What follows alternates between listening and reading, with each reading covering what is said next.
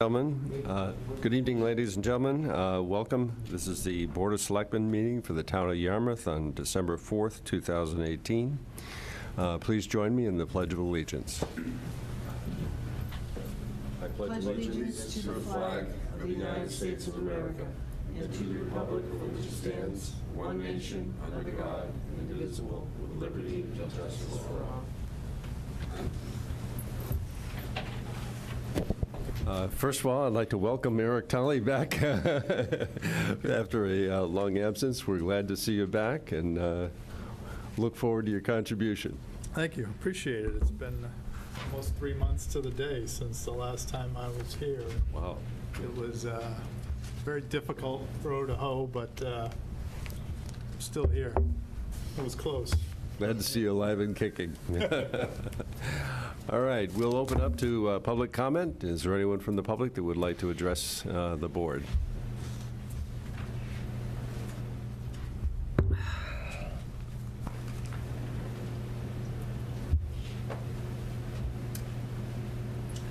Sharon Weimer, and I just wanted to note that the polls are still open till 8 o'clock. And that any hardworking workers, men and women, can still vote no on the issue. If taxes are a concern, if the regional agreement is a concern, and also, in my mind, programs, future programs, keeping the future programs for the schools is a concern. I'd recommend that they vote no. But I also wanted to say I was greatly disappointed, having been involved with putting the signs out in Yarmouth, that some 13 were stolen for the no vote. And I did file a complaint with the police, and was just disappointed that you can't have different opinions without it affecting political signs. So I thank you for giving me the opportunity to speak. Thanks. Thank you, Sharon. Is there anyone else in our limited audience tonight? All right, we'll move on to our first item on the agenda then. For this item, I would defer this to Mr. Dwelly to give you an update as to our mid-year point using our new Invisio tool, project management tool that we loaded the goals up with. So, Mr. Dwelly. Thanks, Dan. So this will be a little different than I think in years past, certainly from last year's update. So in your packet is a full set or full update of the town's entire work plan. And so this encompasses the board's goals that were set over the summer. And then there's more detail into each particular focus area and sub-action, really the tasks that the town is taking to accomplish those goals that the board set. So we could I could give you a quick overview of the layout of the report. We could go through each goal and highlight particular areas. Dan and I do have a few particular projects that we wanted to expand on. So I guess I'd maybe defer back to you, Mr. Chairman, in terms of what you'd like and what would best suit the board's desires. I think probably if we, hit each major area, and we don't have to go through all of the points, but certainly the more significant ones within each area I think would be appropriate. And then if board members differ on items that you may have skipped over and want to talk about those, and we'll kind of work our way through it. Okay. That sounds great. Can I just ask a question? Sure. I know when you brought this to us the last time, you asked us how we preferred to see it. Yes. And I think this detail is great, but also it would be nice to have kind of a summary page. Okay. And what I'm looking at here when it talks about economic development, are you saying that, explain how this percentage works in terms of overall? You're saying that you're 95% on track for that particular topic, and 4.6% is completed? Yes.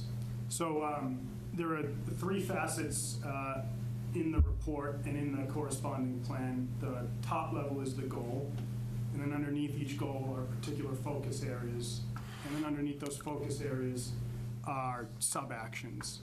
And so starting from the bottom, those sub-actions are really that fine detail, the tasks that staff are working on day to day. that tie to that particular focus area that rolls up into the goal. So when you see that first goal, expand economic development, the status bar, Tracy, that you mentioned, so that indicates that 95% or 20 of the sub-actions in that entire goal are on track. And on track meaning throughout a year, or is there a particular time is that for the whole year? It is for dates set by staff as to when they hope to accomplish the particular sub-actions. Some of these are by statute, others are anticipated dates when they expect work to be done. Okay. And then the same goes for the focus area, but in the focus area overview, that just relates to the particular sub-actions that are tied to that focus area, if that makes sense. So focus area 1, the bike path project, has 5 sub-actions, 4 of which are on track, 1 of which is completed, and then you see those sub-actions detailed below. And that's the same layout that you'll see throughout the report. And before we jump in, if there are other questions, Just in terms of understanding how this thing works, the number next to focus area 7 and sub-action 21, what's the significance of those numbers? 7 and 21, what do they mean? so that just gives you, Coding, right? yeah, that gives you just a quick overview. So with goal 1, there are 7 focus areas, and there are 21 sub-actions of that goal. That's a great point. So, and my other question is, I thought that we were able to see who is the point person or responsible for each of these sub-actions. Is that something that That has been functionality delegated, or? exists. That's, something that we can absolutely include if that's, if the board so desires, yeah.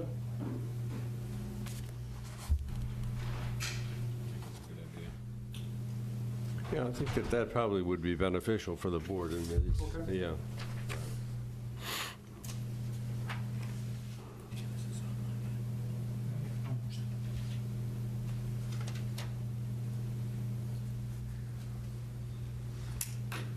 Any other particular questions on the report or the layout before we?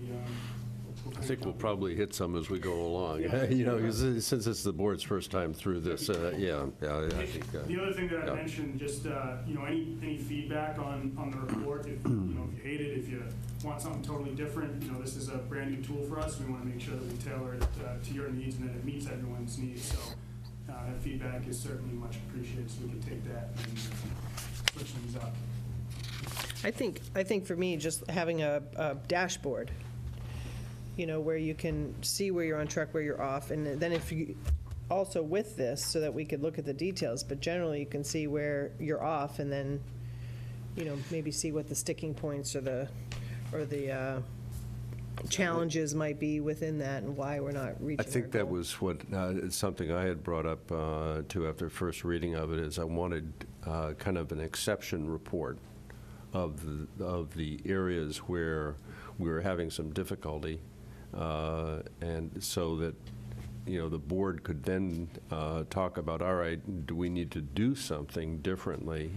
Do we need to support that effort in some other way so that we can move those areas along? So that might be helpful. Is that what you were really focusing on, Tracy? Right, I guess you're getting more specific than I am, yeah, because you're getting Okay. down to the actual detail of what we need to look at. But I think from this, it's really a lot of information, which is good, Right. but a dashboard saying where we're behind, and then we could Right. look at whatever the challenge is that's, the whatever's standing in our way. So I think we're Yeah, both saying yeah, the same thing. I think so.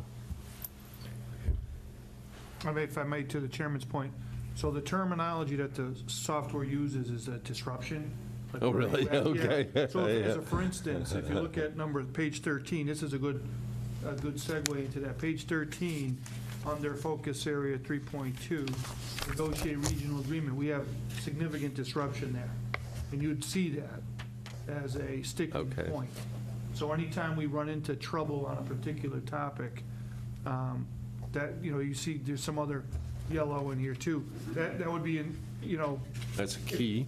Yeah, in Yeah. other words, yeah. if there's yeah. like a project delay, for instance, if you get into We got some big bridge projects coming up, some big road construction. So if we hit a stumbling block on a project, we could highlight that as a whatever it is, a disruption. And we could cue that up, and you'd know, if you really want to know what was the trouble spots across the goals, you'd be able to see it with the yellow. Okay. Yeah. Because to your point, that's the same thing I looked Okay. at. I think, and the reason I think that the name, the point person is important is because oftentimes, a lot of our goals revolve, unfortunately, around one person. Correct.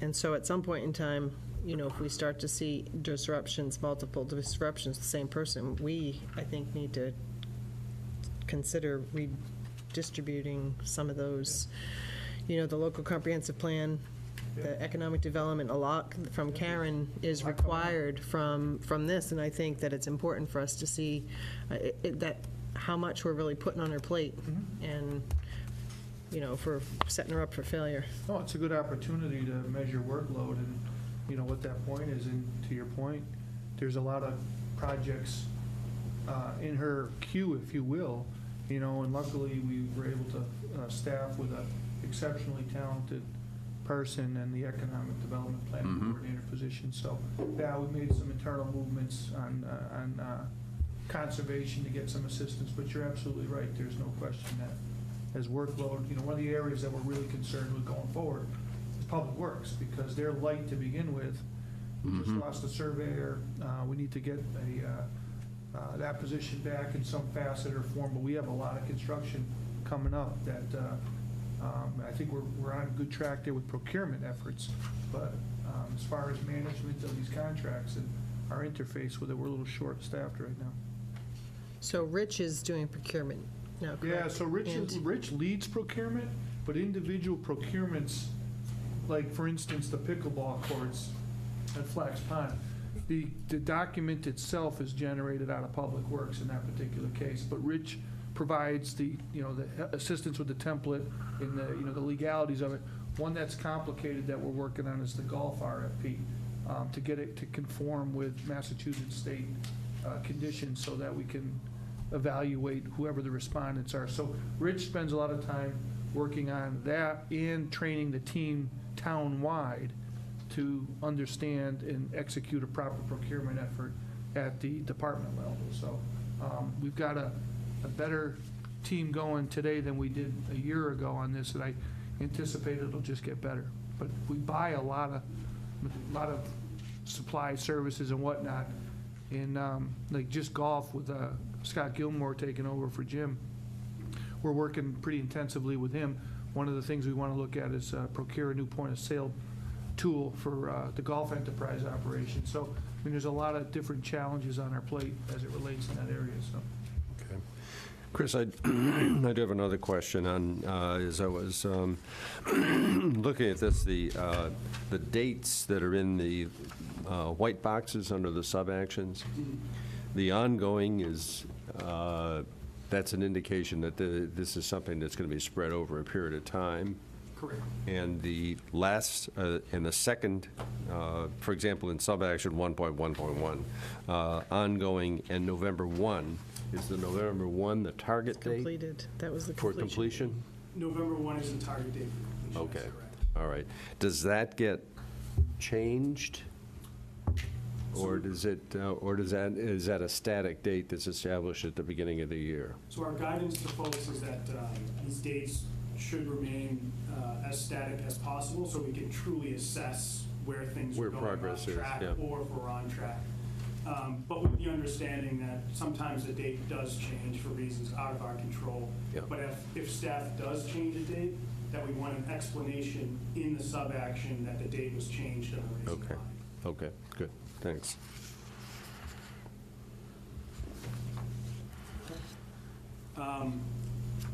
So we can jump in. There were 3 particular projects that we wanted to highlight, particularly in Goal 1. The driving site, electronic permitting and the permitting process, and then the driving site. I can jump in on e-permitting and the Ragnar event, and I'll kick it over to Dan for an update on the driving site. So the Ragnar event, as I've sure you've heard, and as Dan's mentioned in past meetings, is a great relay race with over like 5,000 people that run from where is this, Boston? I think it's Plymouth, somewhere in Plymouth. Plymouth, yeah. and then they end up, so they relay all the way down, and they used to go all the way to Provincetown, and they've now switched over to Yarmouth as the end point. And so they've committed to the community. Town staff have worked with the Chamber of Commerce and the event organizers to get everything in place and get everything ready for the event. A few weeks ago, key staff as well as department heads from community development, the police department, the fire department, community services met with organizers to really go through a checklist of everything that was needed or that's needed to be done for this event to be a success. They're actively working through that. Also happy to announce that the event organizers have now publicized the event with direct links to local establishments as well as local hotel rooms so that runners, their families, friends, anyone who's interested can, when they're on the site, either registering for the race, can go on and book a hotel directly through the site, which is a great thing. So we'll have a further update for you as we get closer to finalizing the process. Obviously, we'll need to come before you for permitting and liquor licensing and things like that. But that was something that's been moving along quite well and that we wanted to highlight. Related to e-permitting and making the permitting process a little easier, there's a few particular things that I just wanted to quickly highlight here. We've made some great progress in the building department. And the health department is now totally set up and functional in Acela. So to take a step back, again, this is to, the idea here and the plan here is to create functionality so that people can apply for a permit online and navigate through that process entirely online or in one place without having to go to different locations throughout town to get their permit processed. So the health department is now set up in the system. Staff is working to train staff on, health staff, on how to use the application, how to use the tablet so that they're able to do that out in the field and process these things electronically. The other division, the other two divisions that are next to complete that kind of one-stop shopping permit are conservation and the fire department. So conservation, there are some final changes being made in the application to get everything set for them to be able to use it. IT's been working diligently. They anticipate that being ready in the next few months. And the final department is fire, and they're hoping that everything is set up structurally in the application and with staff for us to be good to go come summer. So that's the target date they have for that, and that's promising. A few other things related to permitting that I just wanted to mention. So on Laserfiche, this is related to looking up plans electronically. There was an issue related to licensing where members of the public would go in, look up information, and they were either timed out or they couldn't access the information based on licensing. So our IT department worked with the vendor to fix that. There should be no problem at all. The way we've structured it now is that there could be over 50 people at once hitting this, and there'd be no issue in terms of timing or delay. So that's all set. So that's certainly something that we're excited to announce. And then the other thing is a permitting guide, and I know this has been talked about in the past. So the inspections department has finalized a draft permitting guide. That's just really a quick narrative and a guide for folks that we can have at the counter or online for people to understand the process and really what they need to do in order to most quickly and most effectively get their permits through. And now that is with the economic development, our community development department, particularly our new economic development coordinator is going through and making some edits and really finalizing that. And we hope to get that before you relatively soon. So those are a few quick highlights on the Ragnar event e-permitting. And then the last thing we wanted to highlight in this particular goal is the Dragon site, which I'll take over to Dan. Chris, if I may, did the Ragnar information make it transition to this document? No. I don't see it. So that's a good question. Oh, you know what, I don't- on how to address stuff like Right. this. So that's something that kind of came up. Wasn't particularly the plan, right, that we finalized and put into this. So, that's an interesting piece, is that how do we best address, provide updates and track progress on things that aren't necessarily included in our overarching kind of strategic plan. And when we I think that's a published, question for no, everyone. understood, I think when we published this, they hadn't gone public with our selection yet as it relates. Now that the material's out on the website and they're linking to things here, we can make that a live action. Yeah, it seems to me that certainly there should be a way to put those in. I think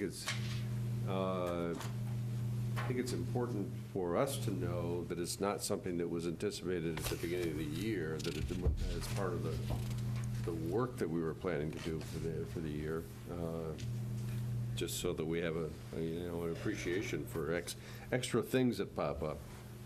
What I get nervous about, I think it's important to have the information because I think we can, it's important to know, but what I get nervous about is that we're asking staff to put so much in here that they're spending their entire day updating this instead of getting any work done. So, perhaps maybe a calendar associated with it that shows the events. Because then you get into what events do you put on, which ones do you not?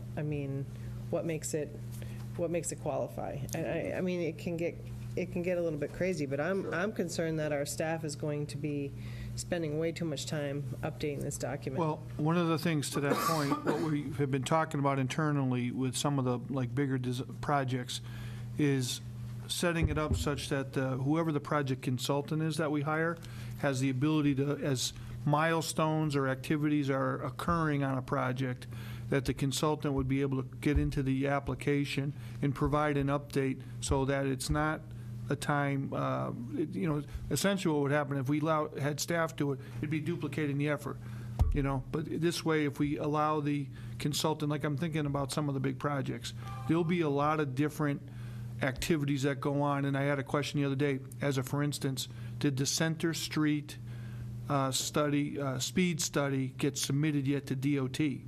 So that's one of those things as that project evolves.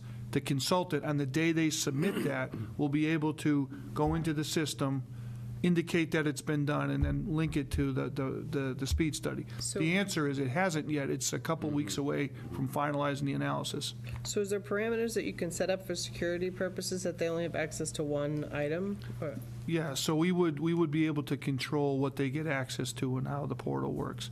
And I think that's the way to do it on some of these larger projects where there is the site drive-in, there's a lot of activity. We can talk about that as it goes along. You just saw what took place with Beta, with all these different presentations. There was a lot of daily interaction. And so when it makes sense on project milestones, we'll try to do that with a vendor. So. I understand your concern, Tracy, but I think once the staff is comfortable with the product, or with this, an hour a week on a Friday, and the actions that you're responsible for, and I think with investing that much time updating the report on where you are is useful time because it refocuses effort. So the way the software is intended, much like Microsoft Office became the preeminent suite for business activities, this will be the same thing as the departments get comfortable using it. Their daily work activities will be in front of them on the computer. And what's been really so far a positive reaction from the staff, ability for the staff individually to communicate through this platform with each other in their different departments so that they can in real time communicate with each other on topics of interest and see what's going on. So I think like anything else, it may seem like it's a separate thing on its own, but as we move forward in the future, it's really going to drive our day-to-day work operation. So for instance, what was interesting on if you look at page 3 and 4 at the bottom, subaction 114, subaction 115, 121, and 122. So we had this Urban Land Institute come into town last year, and they spent that intensive day operation with us, and they provided us some pretty good walkaway material as it relates to like what should be the next plan for various areas in town to make more connectivity amongst its people. At the same time, we were doing the site drive-in utilization activity. What should that look like? And that kind of morphed into two things: a long-term strategy that we advanced towards the CPA funding, and a short-term strategy. What can we do to enhance the site today so that we can bring programming into the site now? And then, unbeknownst to any of us, one of our residents had picked up from the Yulee tap and put together his own frameworks of the trail mapping system. The Cape Cod Commission was interested in taking a look at that, so now part of the Yulee tap recommendation is how to make this connection from the Route 6 rail trail through an interconnected system through town into this drive-in site. Concurrently, we've got apparently a vote by the Community Preservation Committee to fund the project. And so now part of the planning will include, on our side of it, the interconnection amongst how to make that connection from the rail trail to the site. But in the meantime, we were able to do some programming this year. We had the Irish event. We had a follow-up summer event. They're making plans for some additional events next year. We continue to do a few things on the site to make it more attractive, and there's many, many plans that are starting to percolate through. The common theme is more people want to see us do more programming at that site, which is really good news compared to where we were not too long ago on that, you know. In this document here, you can follow those steps of progression through that.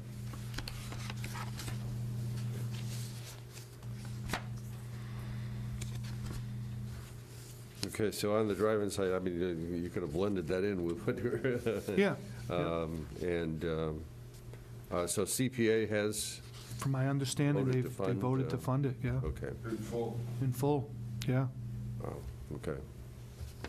yeah, pretty bold, yeah. So on the second goal, continuing on if there aren't any further questions, there's one project in particular that we wanted to highlight. This is the infrastructure goal, and this is related to Parker's River, and I'll kick this one back to Dan. A further update on that project.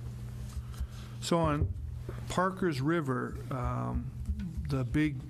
one of the big milestones we had to get over was the acquisition of those two parcels that we voted on, that you voted on a couple weeks back.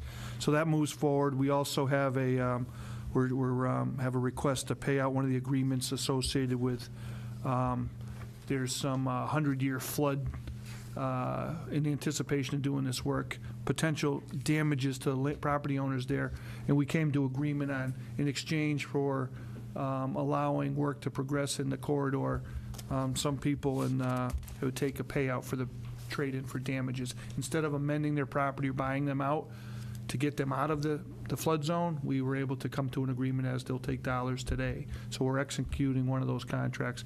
There was a covenant that went in front of town meeting back in like 2016, I think, has come to terms finally. So we're wrapping up the loose ends on our part about it so that we can get to the point where we can get it to bid with Mass DOT. And one of the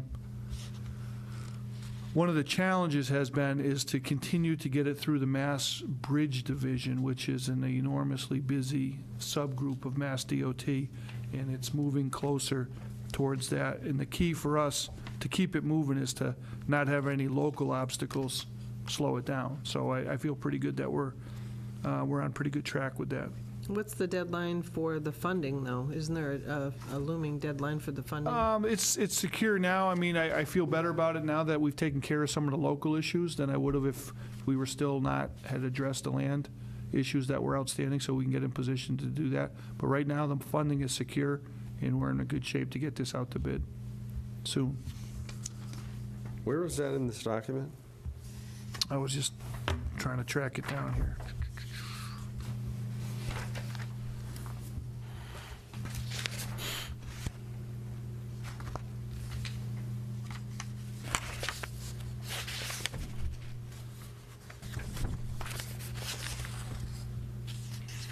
Parker's River, make it on this version?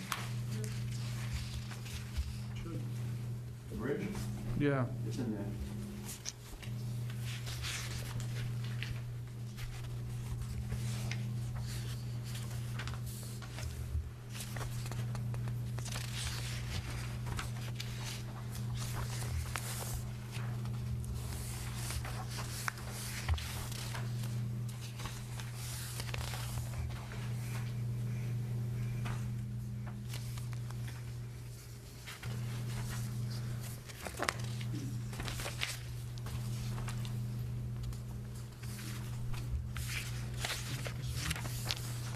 Oh, it is, it's page 20, Yeah. 6.3.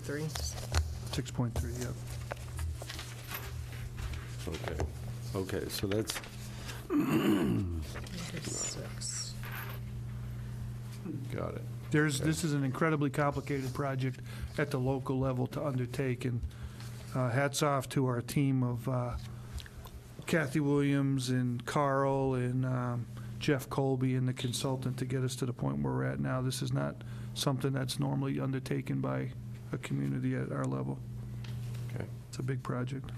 Well, just the fact that they're not even funding it should speed Oh, them up. understood, yeah. I mean, That thing's a disaster. it's something they're responsible for that they're not paying for, so we should get some type of priority in that. Yeah. It's been a challenge, I mean, like I said, to get, because it's not their project, it doesn't get the same level of attention, like just the idea of the site plot plans that we needed to submit to get the land takings over the finish line with them. We had many months of a delay going back and forth with them to see what type of document they would accept for approval. And, you know, I sometimes I think a lot of stuff just sits at the desk and doesn't move forward. So that took an awful lot of time to get that over the finish line. But we're there now, so, and we're in pretty good shape.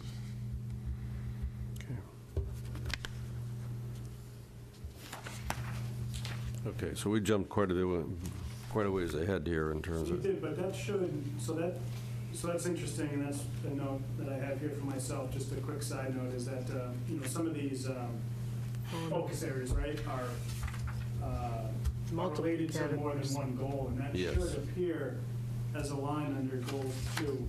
But that's something for me to Okay. figure out, but we're still All right. technically Yeah. going in order here. Yeah, I Sorry mean, about that. Parker's That's River appears under clean water, though it does have a water action associated with it. It's more of an infrastructure project, yeah. yeah, okay. So the third goal, schools, I'm not sure if there's anything in particular that I certainly. We'll know more in a couple hours, maybe? Yeah, we could give it a couple hours and. Well, I see mean, what the vote is. we need to plan for that. We need to start doing some projections for what this affordable housing influx and how we're going to fund that. I think we already know, based on the percentage change, that there's going to be a shift that's going to need to be funded. So I think there's significant work that needs to be done here. I don't know how we're going to accomplish that. Well, once we verify the student enrollment and the dollar value per student, we'll be able to plug in what that shift looks like. We're pretty close to that now. We're still waiting for the Cape Tech number to come in. And then we'll start, you know, like I said, we'll know a little bit more in a couple hours, one way or the other, on a few things. I think there's some longer range, you know, a week and a half ago with the Metropolitan Planning Organization, the Mass DOT and the Cape Cod Commission showed projections for population on the Cape for the next 20 years.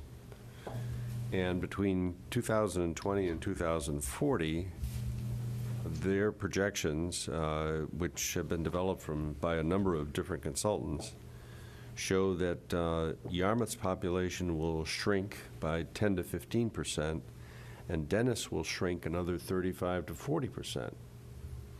And they'll be down to under 10,000 residents, and we'll be down around 21,000.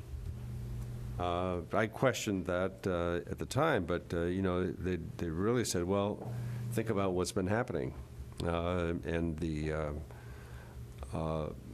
trend that is going on today, and that has occurred over the last few years, where more and more residential housing gets picked up by non-residents as seasonal housing, is continuing, and they're forecasting that will continue on for that period of time. That trend, if it's correct, has enormous ramifications for student enrollment. I mean, I ran the numbers based on what those projections would mean in 2020, and our enrollment would be down around 2,300 kids. And the percentage that that Dennis would have at that point would be under 25%. like 24 and change. Not all things are always exactly in line, but if those trends are really what's going to happen in population over the next 20 years, I think we certainly need to know about it, because it's going to put continuing pressure on our town in terms of funding the schools. The next 20 years are not going to be fun in that regard.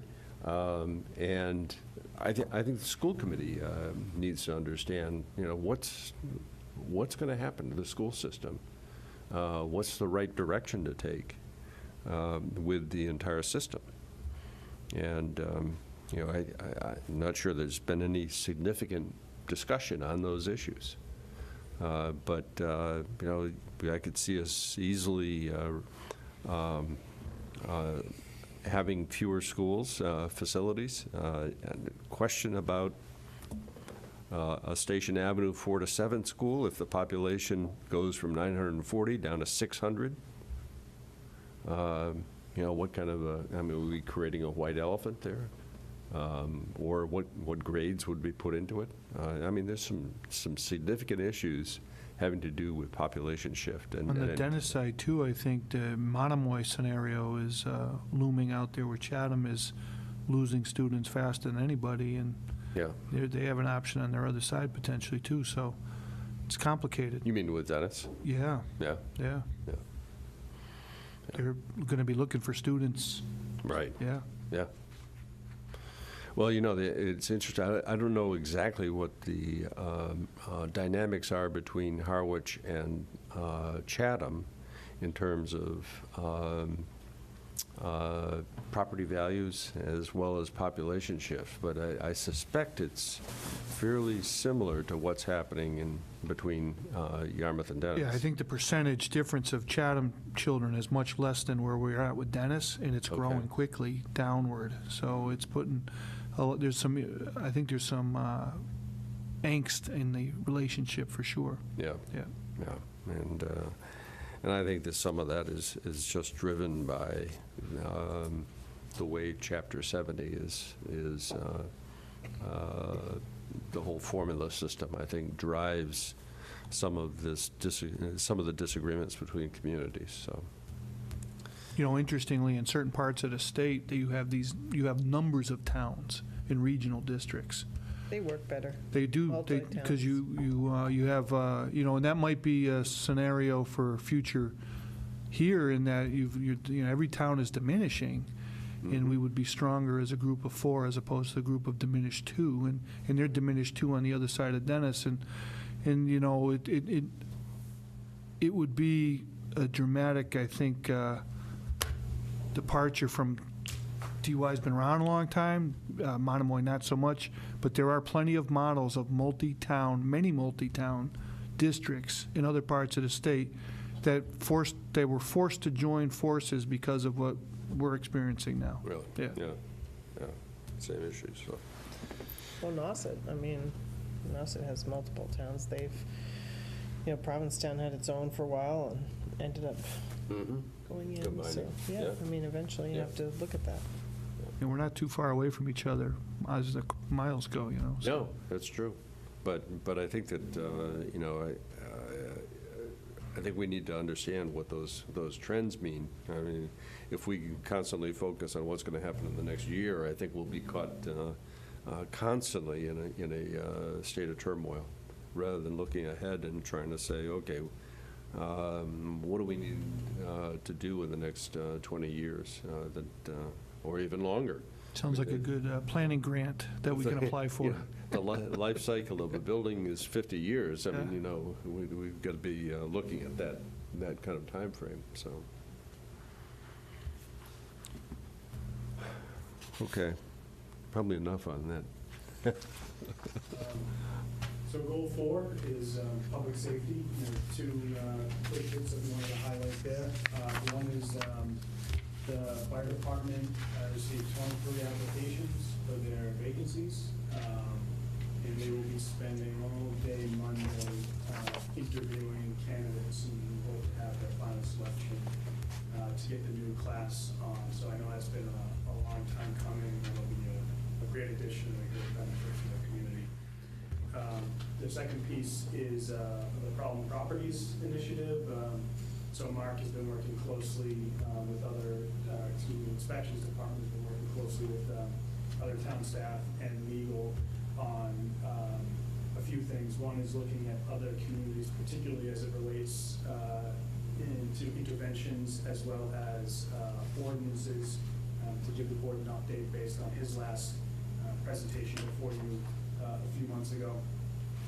And the second piece is talking about kind of new innovative, or not necessarily innovative, but new ways here to address some of the issues as it relates to cleanup. So investigating possibilities of pilot programs with either staff or volunteers to go and help clean up properties.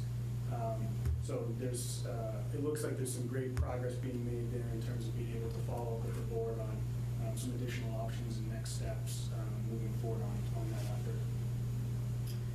Can we go back for a second to the shared dispatch? Yeah. So the plan, just to let you know, we're a little short on bandwidth lately. So I didn't want to get into something after those conversations we had in October that we didn't have enough labor for, but I fully intend, and after the first of the year, we've already identified a working group to spend the next 90 days after the first of the year getting to an answer as to what shared dispatch might look like.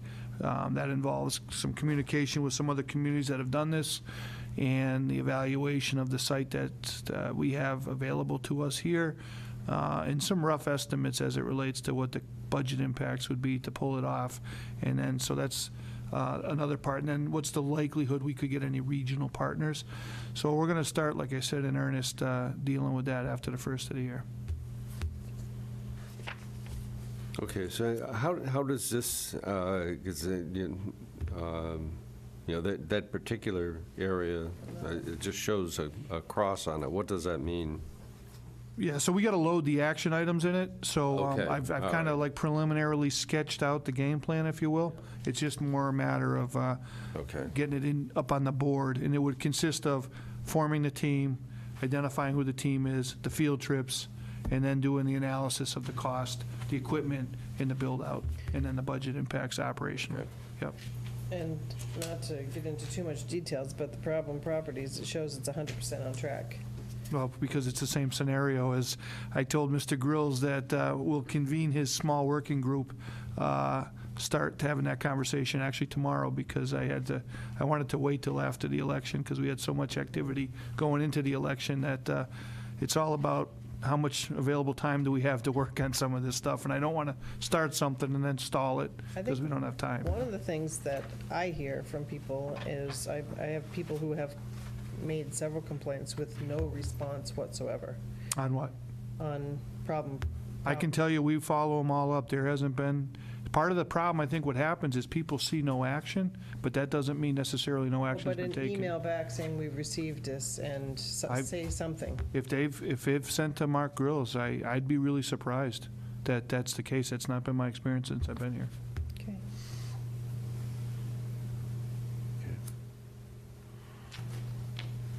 Goal 5 is related to fiscal health and fiscal stability. Two things that we wanted to quickly highlight here that are great efforts both within the finance department. The first is so the vendor self-service has been implemented, which is a great thing from both a staff and internal perspective, as well as a vendor and external perspective, just making the process of processing invoices and getting paid much smoother. So it's automated, quick uploads digitally, direct deposits, which reduces the need to stuff envelopes and mail, collect and scan things. So that's really great. I know finance is working through a little bit of a glitch just in terms of like an experience of how you upload, but they're working very closely with the vendor to get that resolved. But that's a great update.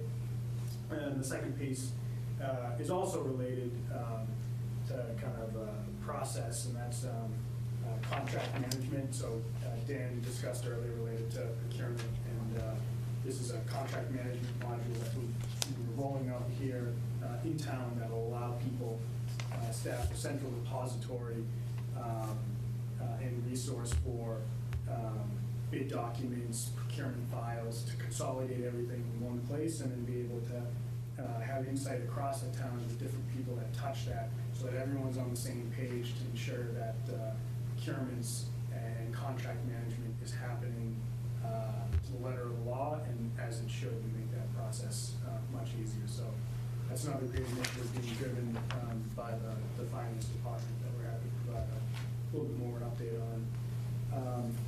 The sixth goal, unless there's anything of particular interest from the board, is clean water. And we wanted to provide a little bit more of an update on the Tri-Town partnership within that effort, which I'd kick over to Dan for a little bit more of an update on that. Yeah, so on the Tri-Town agreement that would govern the relationship between a newly created partnership entity to treat waste in the 3 towns that participate in that has been worked on by a subgroup that consisted of Mr. Stone and Mr. Holcomb and representative from the Finance Committee and the chairman of the Water Advisory Subcommittee group. And we had 2 meetings recently with Dave Young from CDM. We had fleshed out a lot of what I'd call operational related issues. We believe we got to the point where we feel comfortable that the 2 other towns can report back out. So we would look to have another joint meeting with the 3 towns sometime in January to unveil that document that was worked on. That is completely a different document than the agreement that would govern the collection system and how to pay for that here in town. And the Water Advisory Group is starting to do that analysis now of what that would cost and how to potentially pay for that. There's also concurrently to the DHY conversation a pretty good dialogue occurring with the town of Barnstable as it relates to doing something with them. And I got to catch up to that conversation shortly, but Mr. Young has reported that it's been very productive to date. So on that front, I would hope maybe in January we know a little bit more for the public to delve into. So right now, everything seems to be on track to be in position for either a May or a fall town meeting for some level of wastewater activity, agreement approval by town meeting or something along those lines. Dan, there was one other community that had talked about what we had talked about repurposing the CPA. That was Sandwich, that's correct. And where is that, has it been approved by legislation, or? Yeah, so where they're at now is they actually have to get a ballot question passed, and they're going to put the ballot question in front of the people in the spring election. And then from there, if the ballot question passes, then it would be a matter of sending the home rule up to Boston so that they can implement, and essentially, to boil it down, convert the CPA that they presently pay at 3% to 2%, and then they created a town meeting through an act, a wastewater or a water infrastructure trust fund. They call it the WIF. They've added, interestingly, a 1% charge on real estate, much like CPA, and then they, under their plan, they would divert 1% of CPA money into that. But that's all, again, it went through apparently town meeting quite well, but it's subject to ballot question. So I think, So I'm sorry, they're doing both? They're doing a real estate transfer? It's not really a real estate transfer, so there's the CPA component, but this is a new, I think it was 2014, the legislature passed an act that allowed local communities to develop an infrastructure trust fund that could cover clean water, stormwater, wastewater, and it would be up to you how you want to fund that fund. Okay. So they've decided to do just like with CPA, 1% on the real estate tax, and then divert 1% of the 3% of CPA into the WIF. So when it's all done and converted, 2% will go to CPA, 2% off of real estate will go to the WIF. I think it's something that we certainly should be discussing for our upcoming town meeting. Yep, we're working through that. Who collects that 1%? Like currently, when you go to the registry and you have a sale, there's a state tax and a county Yeah. tax here. And the attorney that's representing the buyer will pay that money over to the registry, and I guess they disseminate that money from there, so much for the state, so much for the county. I'm trying to think, how would that work? Who would the county actually? I think in this that case, money and like with the CPA, it's on your real estate tax, and so you pay it locally. There would be no match at all from the state. Like with CPA now, there's a match potentially. There would be none of that with the wastewater infrastructure charge. There's none of that. It's just solely on your real estate bill, just like your property tax. Okay, but I thought there was going to be a tax, or maybe I misunderstood you. I thought there was going to be, in addition to diverting a portion of that CPA Yep, tax. right. I thought there was going to be an exit tax when Yeah. you sell your property. Now, when they sell, that's a whole different thing. That's a different. So this would be added to your real estate bill would be a WIF line item, 1% or 2% in their case, and how much that would be on your assessed value. And they reduced And it their would CPA. have a by what? corresponding reduction on the CPA. That's correct. So it'd be a point and then minus. Yeah, so they go from 3% on the CPA to 2%, and then they create a new 1% and divert Create 1%. something that works for us. I mean, it doesn't You have to be could. the same. That's correct. Absolutely We correct. can have a discussion about what might be appropriate. Yeah, absolutely. That's all part of the Is discussion. there a maximum as to how much of that 3% you can direct to that fund? That's a good question. My understanding is a community after 2020 on the Cape could make a vote to get rid of the CPA if they wanted to. Yeah. Right, so,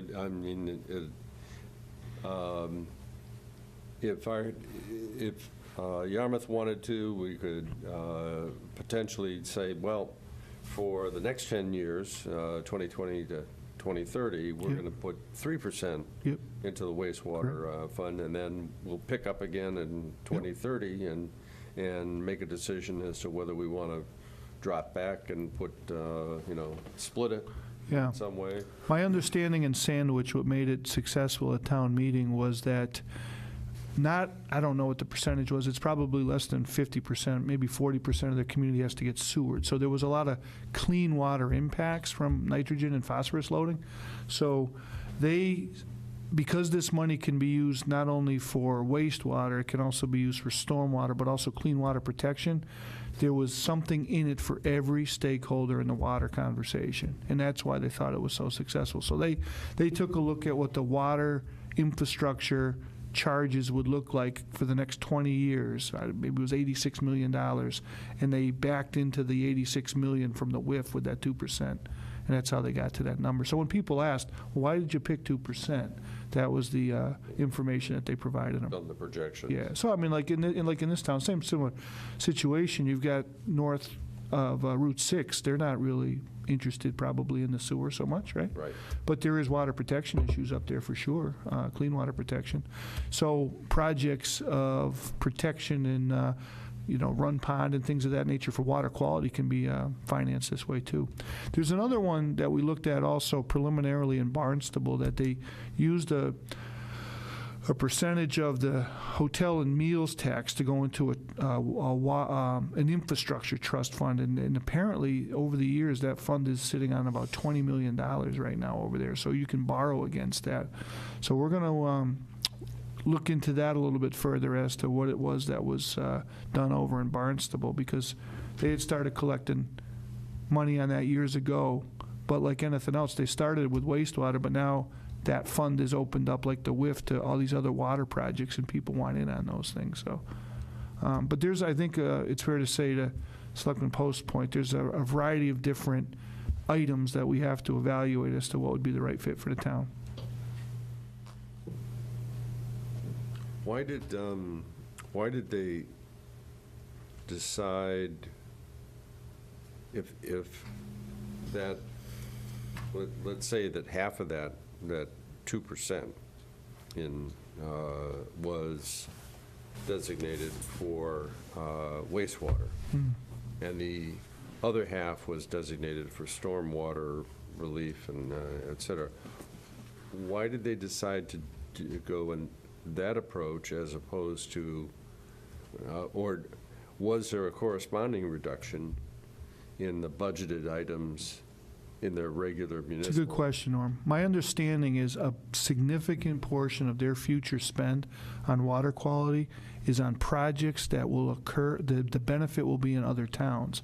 I believe it's like the 3-bay watershed they have there, that they have to control activities in Sandwich, but the beneficiary of that will be the other towns down water from that.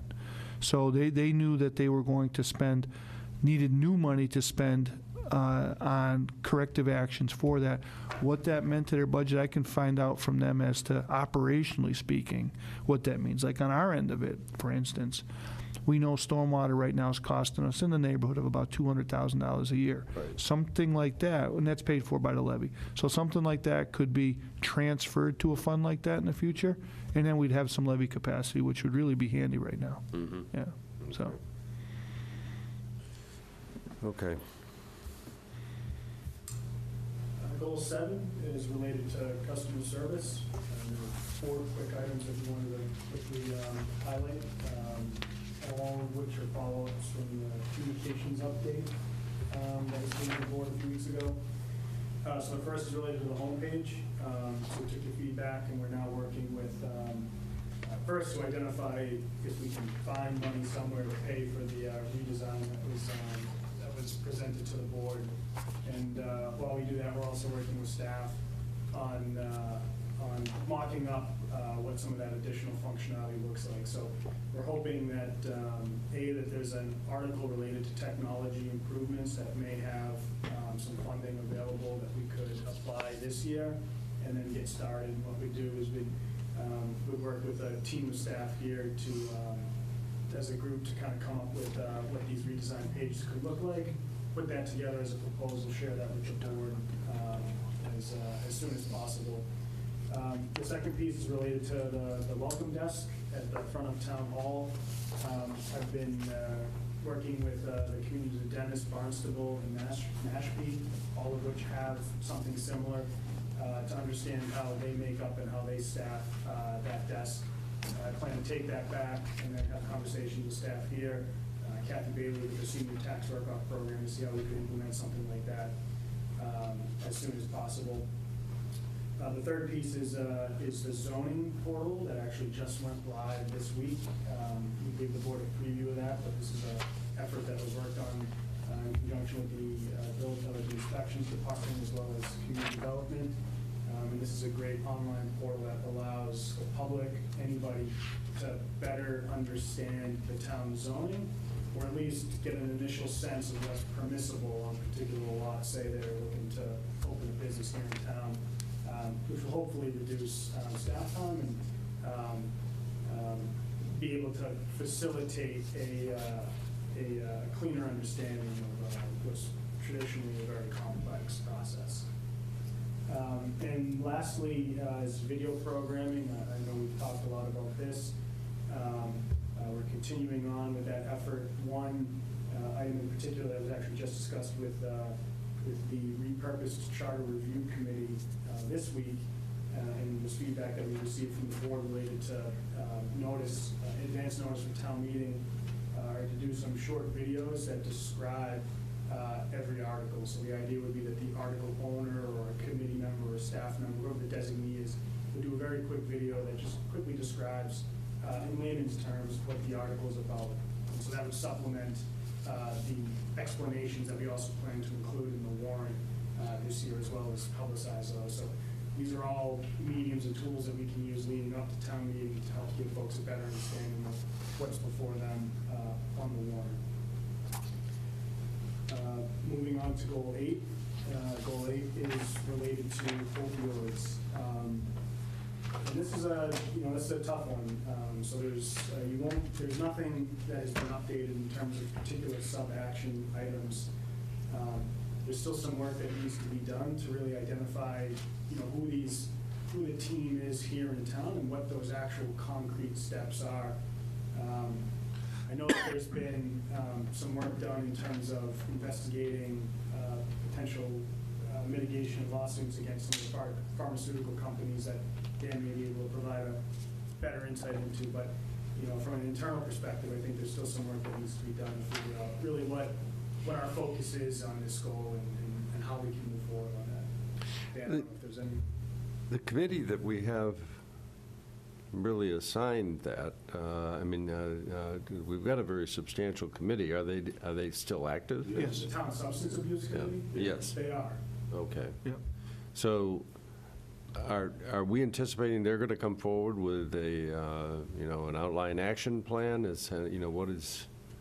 Well, I think for us, part of the challenge was to be able, with all the things that took place with the transition and whatnot, is get in position where we can engage that group in a productive manner to map out what a future should look like on that topic. We did go down the road of looking at like joining onto the litigation, and I know Mr. Stone and I sat with Jay on that. We got a subsequent document from one of the attorneys that's handling the case, and it was the document that outlines what's referred to as the production of documents that we would need to do to get in line, and it's pretty onerous for a community our size. So that all being said, between the work that we're doing with bringing on some social work capacity at the police department, I know Bruce Murphy would like to update you during budget time about, he had a contract initiative with a vendor and Visiting Nurse Association, and also a new counseling vendor that's gone very well. So for us, it's a matter of connecting all of the dots that are going on in the town, and then come up with one comprehensive strategy to present to you as to what we're doing collectively about it, so. I think also, in addition to that, comprehensive curriculum in the district needs to be discussed on how, what the status is with that, and what challenges they may have, or funding. I think that the education for our youth is key in this. I agree. I think that's one of the most effective things that can be addressed locally. I know that the Substance Abuse Committee has done certain projects. They not only deal with narcotic issues, but also with alcohol. And they've gone to package stores and putting labels on the bags and things like that about dissuading underage drinking. And they have, I think there's something in the packet tonight, actually, which deals with, there's a flyer about social host liability if you allow minors to have parties at your house, or you turn a blind eye to something like that. They talk of, warn people, I guess with the goal of discouraging them from doing that, warning them about the serious consequences that could result from that in terms of lawsuits. Which is referred to as social host liability. So I know they meet regularly. I know they have some projects going, but back to Tracy's point and Dan's point, I think there's a matter of coordinating these different aspects of. Yeah. They had Gosnold in there for a while. Yeah, and I they're know still- that was on a grant, and I'm not sure. I just think that we've piecemealed it. Yeah, I'm with you 100% on that. I think that we yeah. really need to figure out what the cost that is, and if there is a cost, then we should do some type of planning Yeah.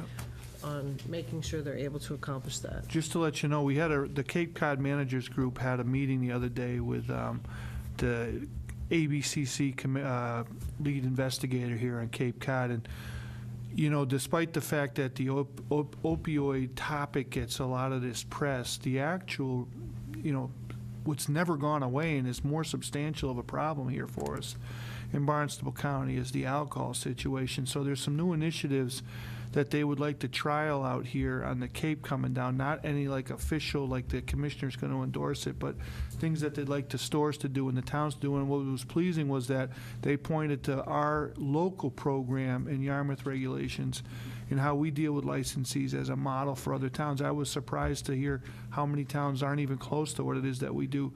But so what I'll do is I'll package up the elements of that conversation and then some of the other things that Bruce has been involved in, and then YPD, the senior center, and work with the school department and the group in the committee to get you some kind of game plan in the first quarter of next year. And that's kind of like, the effort's been in different silos. Now it's time in 2019 to put it all together. It'd be nice to have a point person for that. I don't know if it's Bruce or if it's Frank, but, I think looking at what other communities are doing that have been successful. Understood. One of the things I was looking at was there was a police department that had a car wrap, like a very, you know, they wrap their police cars. They drive around with basically, you know, things that, so kids think it's cool not to do drugs or Public not to service drink. Yeah, they're like, but it's a cool-looking car that kids notice, and they use that as advertising, and I think it's just awareness. But I think that there's so many communities that are struggling the same way that we are.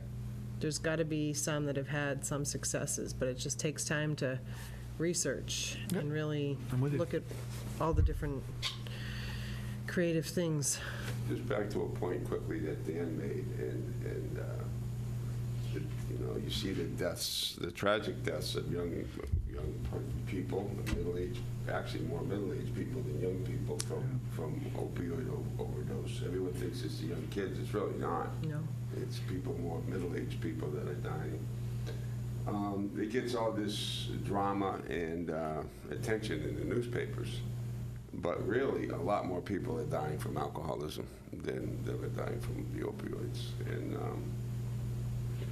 maybe it's just something about the social acceptance of drinking. Well, we have the same problem now with marijuana, and now that marijuana is legal, I think that that's going to get ahead of us very quickly, and you can see from statistics in Colorado, regardless of how people feel about it, there is a direct line with accidents, motor vehicle accidents for people under the influence, and, you know, if you don't educate people, we're going to be there in a minute. I mean, we've had for a long time laws against, it's not just driving under the influence of alcohol, it's drugs and/or alcohol. The problem is it's very difficult to measure and prove drug intoxication. That's the problem, but it is illegal. It always has been. I guess my point is, and you know, the fact that we've got goal 8 here and nothing indicated is an indication that, first, as Tracy has touched on, we don't have some individual appointed as the person who's responsible for that. I know that Bruce, our health agent, is on that substance abuse He is, committee. yes, so Bruce is actually, he and Frank, the police department, they've had like a joint collective effort on this topic. There's activities going on. I think what's lacking is a comprehensive strategy. The groups of Right. volunteers and our grant funding positions and the working with the different counselor entities has been kind of like a triage event. And it's been kind of waiting for some direction. Sure. I have to say, there's so many different things that we all talk about as potential ways to help with the situation. But my gut feel is that we ought to be identifying 2 or 3 significant strategies or actions and focusing on those. And great if we do some other things as well, but we ought to be, if we believe that education is a significant emphasis, then we ought to have some direct points to that, and what are we going to do as a community to focus efforts to work with the schools to get their attention on that issue, and what kind of resources need to be devoted to it. And if the next item is, okay, we need to have stronger enforcement, then what are we going to do in that area? And what special effort is the police department focusing on that item? And all I'm saying is flesh out this and get it moving. I applaud the work that's being done by the committee, but we need to focus as well. And I think that's we don't want to be have our efforts so dispersed that we've got 3% of our time going to this, 3% going to that, et cetera, et cetera. If something doesn't work, abandon that part of it and then go on, select something else to work on. But I think that we need to focus our efforts. Also, the police have weekly meetings down for families that are affected by And to cope. Yep, Tuesday nights. drugs and alcohol issues. I went to a couple of them. They're actually pretty good. The problem is, I think most of them are on the same nights as we have our meetings, but, so they do have that constant place for families that are affected. And just to give you just a couple of examples, it's not just people that have drug problems, it's grandparents that tell stories about how they had to go to court to get the custody of their grandchildren and take the care of the children away from their own children, and how difficult that was, and a lot of them were very emotional about that. And they get support from that group saying, hey, you know, it is a difficult thing to do, but you're doing the right thing, and you're helping the children, and so it's not just... You know, this is another area that we can spend an enormous amount of time and effort and think that, well, that's all time well spent. Well, is it? I don't What know. is the result? right. You know, and we've got to have a measurable, But that's the hard part with education, because that's, It is, it's it years, is. it's years before you can well, quantify well, any you're type right. of I effect from mean, something how like long this. did the But smoking campaign I've been take? But- saying, you know, one of the things I think that we need to have a conversation with our school district about is having the dogs go in the schools. I'm sorry, but I personally am of the belief that it needs to happen more, and we need to start changing the culture. And unfortunately, we're in an environment, and it's not just our school, so I don't want people, you know, I think people get really hesitant about talking about it because they think, oh, DUI, there's drugs. There's drugs in every school. Right. But the problem is, the newspapers get a hold of it, and they say they found this number and this number, and we really need to work with our media to stay out of it so we can start to really control the situation. But for some reason, it's not happening, and I don't know why. I think in terms of focusing on a particularized piece, Norm, along the lines of what you're suggesting, would be what Tracy said, and that would be education. I think that's probably the most efficient thing you could do at the local level. And when they had that big push on tobacco and you know, letting kids know that's not cool and it's very harmful, it was a very effective campaign. The kids still smoke. The state invested But a the ton of numbers, money the in it. numbers are way down in terms of, I can remember the days where you could smoke in public buildings, you could smoke in a room like this. It was a very, very common thing. And you look at the difference now, it's kind of stigmatized, really. But, So yeah. the educational piece really, really worked. I think to your point, Tracy, the state provided a lot of funding for tobacco. They did. You know, asking our state legislators to go get some funds for us is an appropriate strategy so that we can fund programs. I'm sure DUI's comeback would be, hey, we don't have the money to invest in these kinds of things. Right, and the problem is time, too. You know, they've got so much on their plate with curriculum that's required. Just education. I know, well, it's all piece of it, you know, so. All right. 3 goals Goal number left. 9.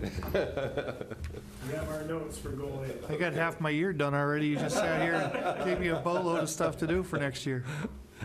All right, so But this is helping to No, to absolutely, no, structure our absolutely. conversation. Yeah, I yeah, think that's... yeah. No yeah. question about it. Okay.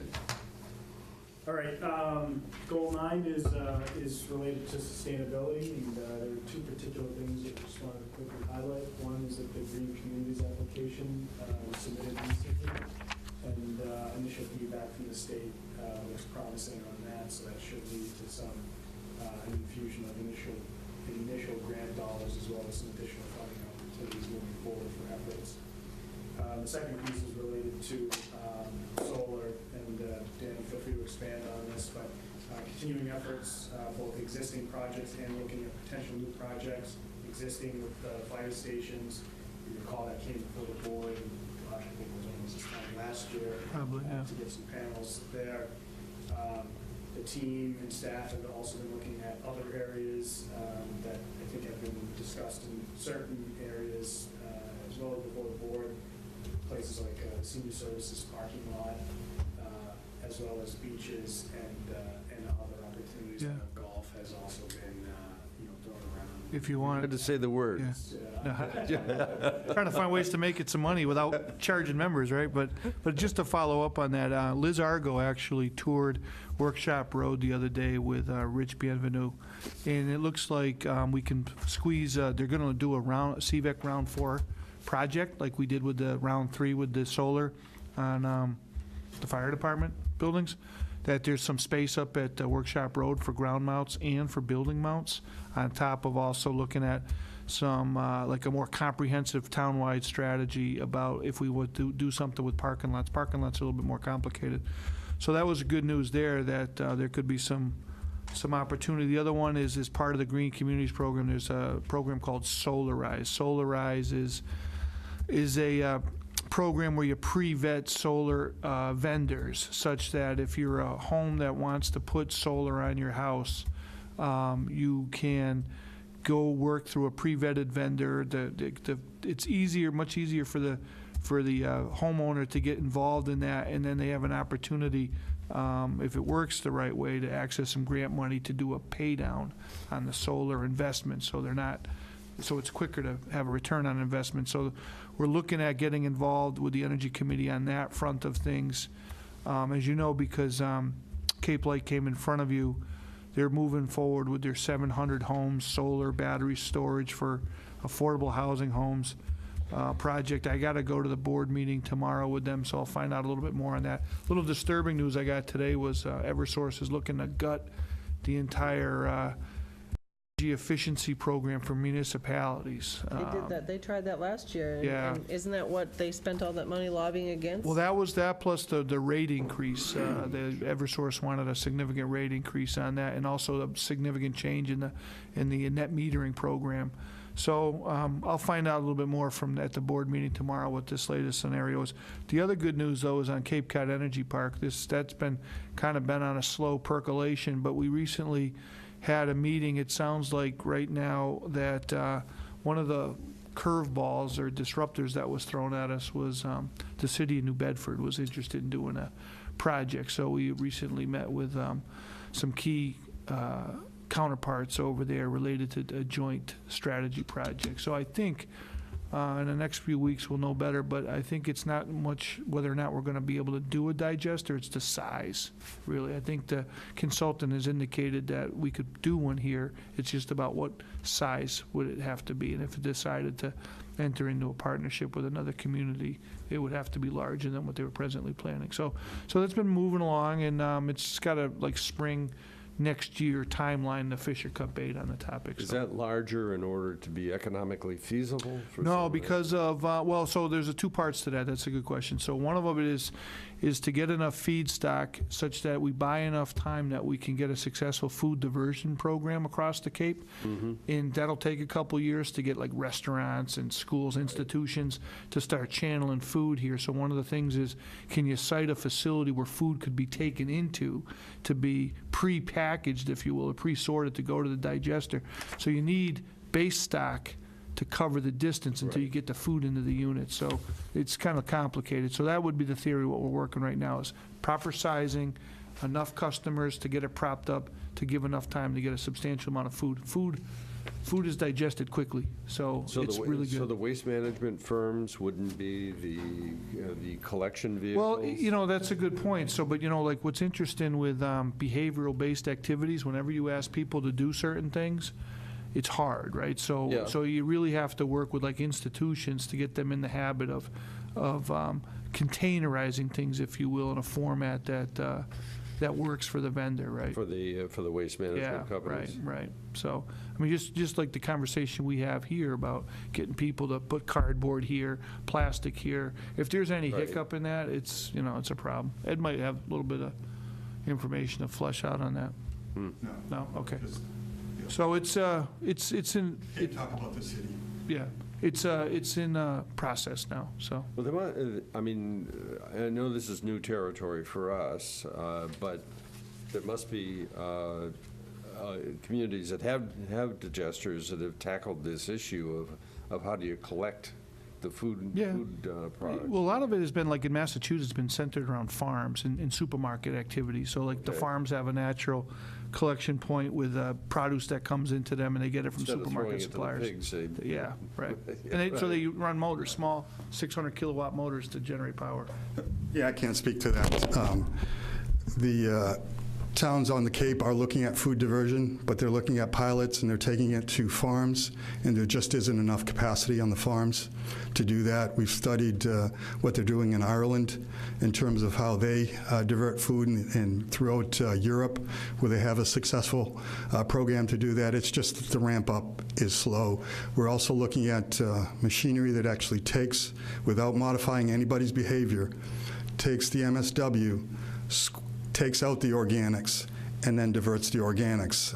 We're looking at potentially doing what would be a pilot project within Massachusetts in Yarmouth to actually do that, because we have that synergy with the regional transfer station. So, it's just that if we were to do it and say, and there's also a green bag program where you could put the food waste in a green bag, and then the equipment understands that it's a green bag and it actually diverts it. So, but we were looking at, what doesn't change the behavior of the consumer, because I think that's the biggest winner, and that gets us to divert the food a lot faster. And we're talking between 20 and 30% of what goes into the garbage is actually food waste. So, that there is a huge opportunity, but we may not be able to capture that opportunity as quickly unless we have some innovation that makes that happen. We don't have to separate, grapefruit goes here. No, it's all organics. You won't have to worry about that, and that's where we're leaning. And and as Dan indicated, the supermarkets and all of those types of folks. There's already a supermarket that actually is diverting into containers that they take off.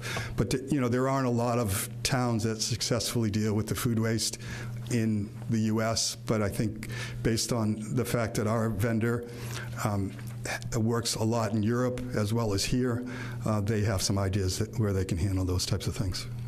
But Never easy. Nope.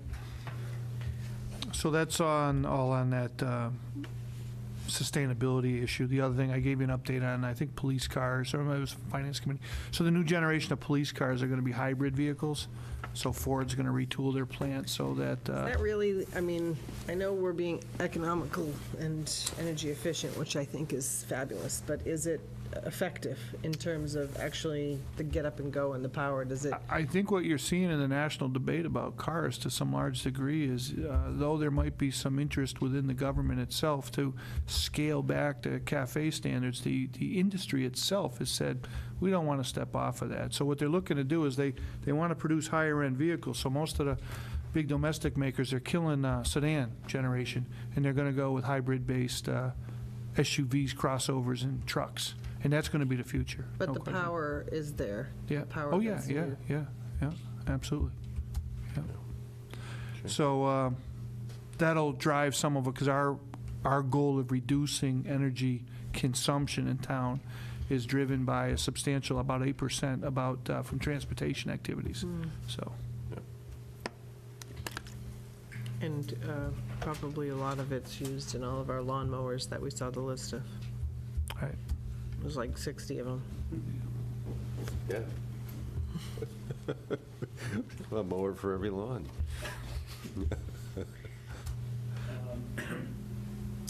Goal 10 is on land use. The two main focus areas are not necessarily both on hold, but are still in process. So the land disposition policy, got an update from Ed in finance and Karen from community development. We're working very closely to finalize the follow-up to hopefully get back before the board. Actually, I think it's on your. We did put a date on it, on the long range, January. January. Yeah. So that'll be back to you shortly.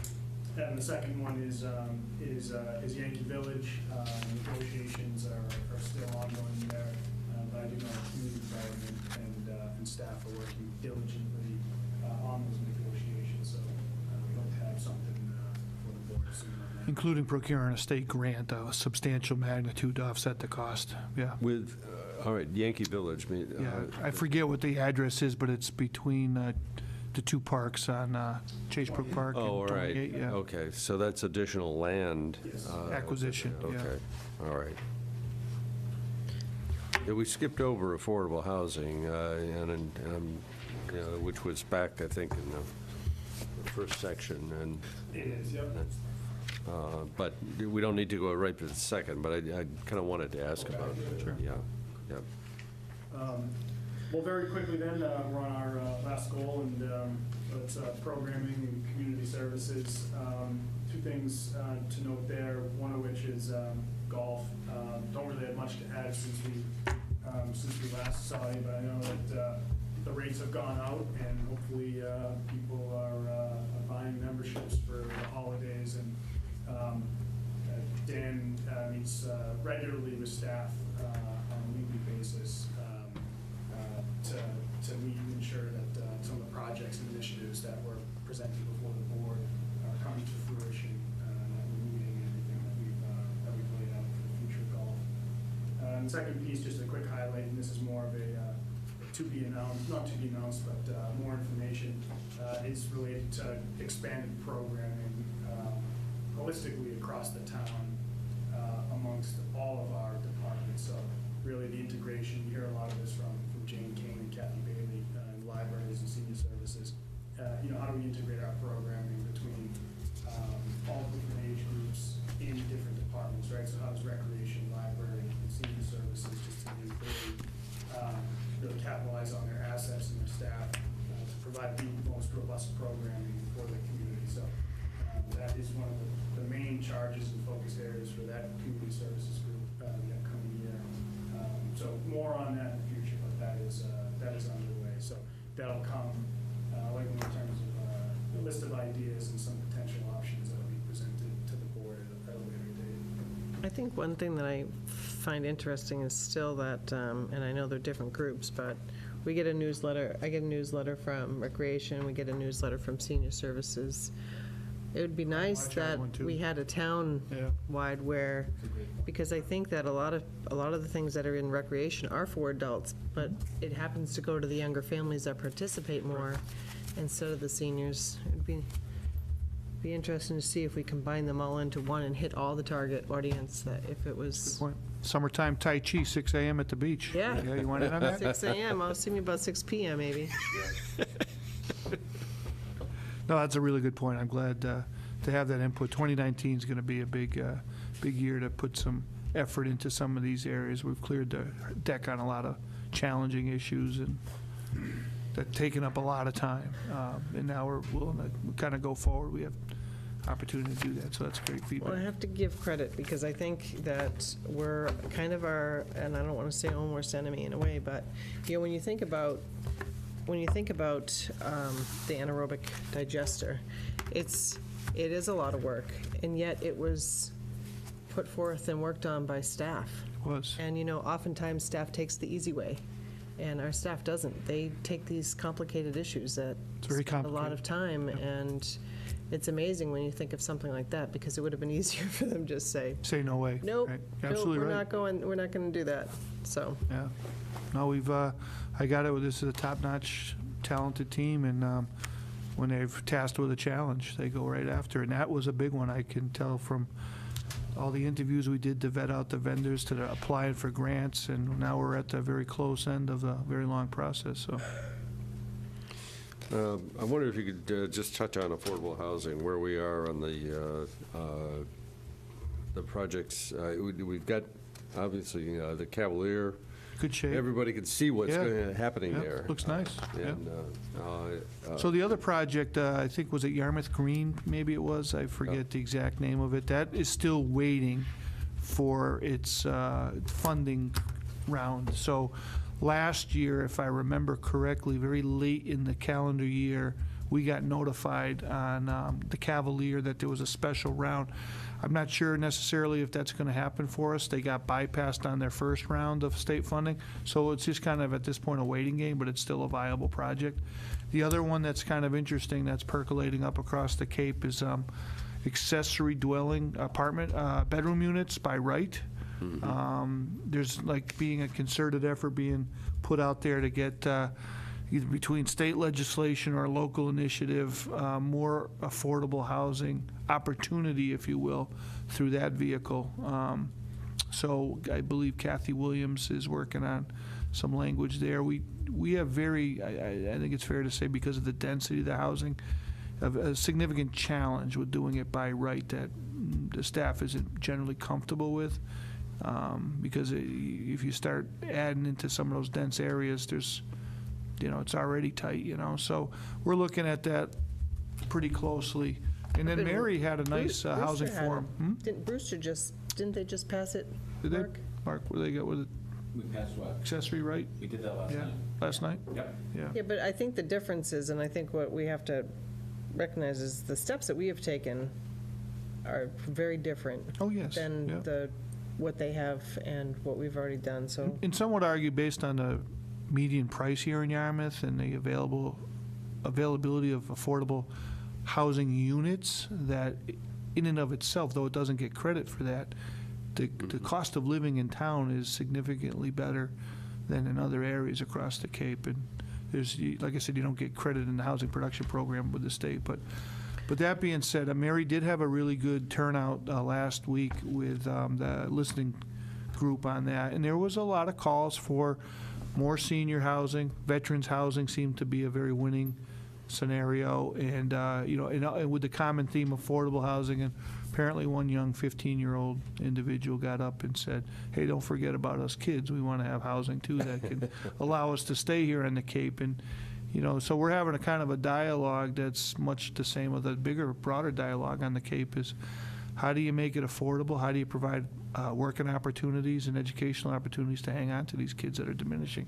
Yeah, one of the basic questions I have is about, as we develop wastewater infrastructure, should we be looking at the zoning maps and thinking about, if we had to do it all over again, would we change the structure of our zoning to allow more density in certain areas? And is there a way that we could transition so that, maybe if we have areas that are currently dedicated to single-family dwellings, maybe there's a way we can transition away from that with the proper incentives and create space for multiple housing units. So from two things I would point to, I think, that are pretty good models. One would be in Mansfield. David giving us the example how the town of Mansfield, with the sewer coming downtown, allowed for a more robust commercial presence on the first floor with housing second and third floor type of scenario. Yeah. The other one is in Harwichport. Harwichport had done some zoning changes to make density there. So I think, to your point, on the 28 corridor, because the lots are pretty shallow there, the sewer could provide an opportunity to give it that streetscape feel like that's occurred. Right now, they're building a nice building in Harwichport, but there's also like what's going on in Mansfield. So that, coupled with the DOT projects that are focused on walkability and movability outside the car, there could be an opportunity there that should be looked at for sure. Yeah. But a lot of things are much more cost-effective, including a better quality hotel event on some of these substandard lots could be done by being able to have wastewater opportunity there, no question about it. Yeah. Can we just go back to the goal for the school for a second, because something else just occurred to me, especially in light of recent conversations with the new building. I think that we tried to talk about last year when the school capital came before us, our town working more closely with the school department in analyzing what the real needs are. I think another thing that needs to also somehow be quantified is what falls under capital and what falls under routine maintenance. what the responsibility is of the leasee, so to speak, and the owner of the property, because I think that that's confusing to a lot of people.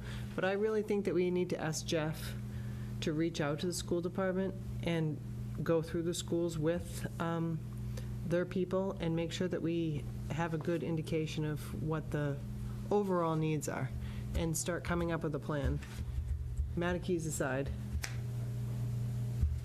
I think that's a good point, Tracy. I think one of the things that occurred is that there wasn't a plan in place until way later in the game, for example, with Matakees. And at the point that the list of renovations came about, the list was massive.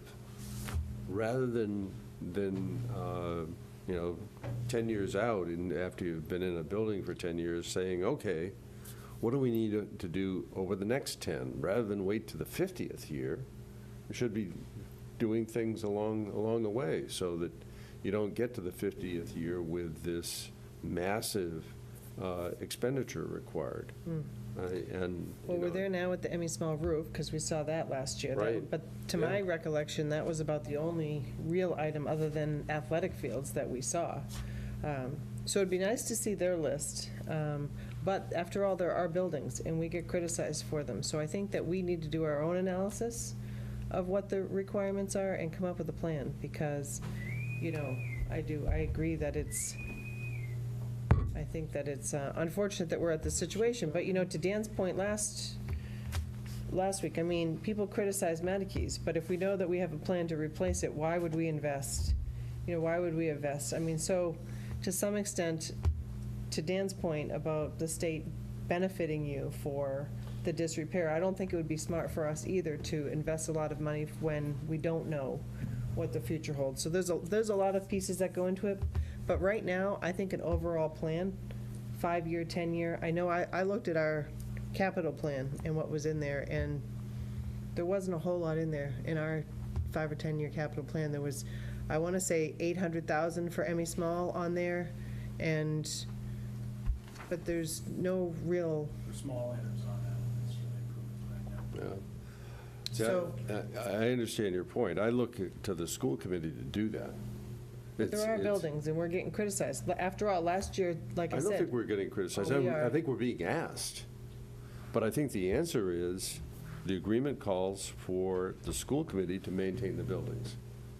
I mean, you drive into Matakees, and your first impression is that the building must be in horrible shape because the potholes are 2 feet deep. And who didn't replace the parking lot? Well, they didn't put it on a schedule. I'm just using that as an example. I'm not saying that's a primary thing, but granted, the school budget is always under pressure one way or another. But nonetheless, 20 years ago, why weren't some of the things done at Matakees? Why weren't, instead of waiting until all the windows had to be replaced, why wasn't there a 5-year plan to replace the windows? Why wasn't there, you can go down the line in all the major systems. Why wasn't there a plan to upgrade the heating and ventilating systems that involved expenditures in dollars? 20-year-old, the dollars 20 years ago would be a hell of a lot less than where we are today had we invested. I think even for my own clarification in the arguments, I don't even know still, as many times as we've asked, what is routine maintenance, wear and tear, and what falls under capital? What items? Obviously, I know roofs, windows, the actual structure, but there's a lot of things being bantered about the carpets or this, and is that our responsibility? I don't know. And under the terms of the lease, it's a net lease. And to use the business nomenclature. And what that means is the school district's responsible for everything, all the maintenance and all the capital. They get to pass that along to the town, but they're responsible for it. Doesn't matter what the definitions are, the lease says they're responsible for maintenance and capital expenditures. So why is it that they can request something then in our capital, if that's the case, and our capital doesn't put it forward? Like in the I don't know that, I don't know past that year? they've put it in the, I'm saying, let's just take last year, for instance. Yeah. If you're correct and it's their responsibility, they asked for $1 million for the Emmy Small roof. Well, Right. our finance committee recommended 40,000 out of $1 million. So are you saying, who has the authority there? Is it the school district, or is it our finance committee or capital budget committee? I think the school district ultimately has the ability to include that in their budget. I think under the leases, they have that right to do so. They're, maybe if my reading is incorrect, let me know, but. That's not the way it's been done. My understanding. So I'm curious, if that's the case, then they would just put all of it together and make one number. I mean, Well, there is no lease, by the way, for Station Avenue, so, no, yeah, And there'll be no lease for the new school. right. So how does that work? It's just part of under the agreement because it's part of the district? District, yeah, because the kids for both towns are now going there. I mean, doing a forecast of major expenditures for buildings is not rocket science. You pretty well know when you're going to have to replace the major systems, whether it's roofing or heating and ventilating or windows. I mean, you can project that accurately for a home. You can do it for a commercial building as Yeah. well. I think if you were to ask, what my opinion on this topic would be, if the school passes, the new school, what I would look to do is work with the administration to come up with the required, I don't want to use the term feasibility study because that's a lot of money, but the required subset activity that has to get done to determine the future for the district, which I think, just looking in from where I'm looking at, it would include an addition to Station Avenue, an upgrade to its physical plan, because you'd kick off the ADA requirements, enclosure of Emmy Small, as opposed to taking very sparse resources and putting it into two buildings, But you need a little bit, that you'd want an MSBA assist on. And I think my strategy and opinion always has been with the state, if you go with them with what you want, lock solid, not asking them to help you go there, but you go to them with that, it's a lot easier to secure funding because you're ready to go. And it's worked over the years like a charm, The problem that you run into is when you put in your application, geez, I'm not really sure, is it Emmy Small, is it this building, is it that Right. building? Yeah. Send it away and let the bureaucrats figure it out.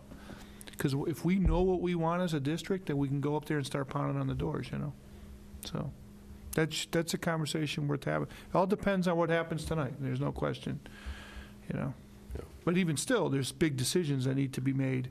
One way or the other. One way or the other, that's correct, yeah. One That's way right. or the other. And another 15 minutes, and the votes will be starting to be tallied, Yeah. so. So if we sit here till 8:30, Mr. Chairman, the clerk I is, don't know. he's going to send me a text message. Is so- Phil going to be ready at Yeah, 8:30? he told me you about think? 8:30, 8:45, yeah. Okay. All right.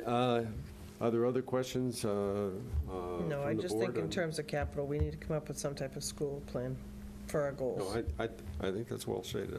I agree with that. If I'm what you're not sure saying that- is it's not our responsibility, then we don't. Well, That's not the way we've handled it in the past, so. It's not our immediate responsibility, but I think it is our responsibility to make sure that the school department comes back with the information and that we act responsibly on it. That's, we can't hide from the realities of, 30 years down the road, you're going to have to replace a roof. So how are you going to do that? Or do you do it in sections? Do you do the whole thing?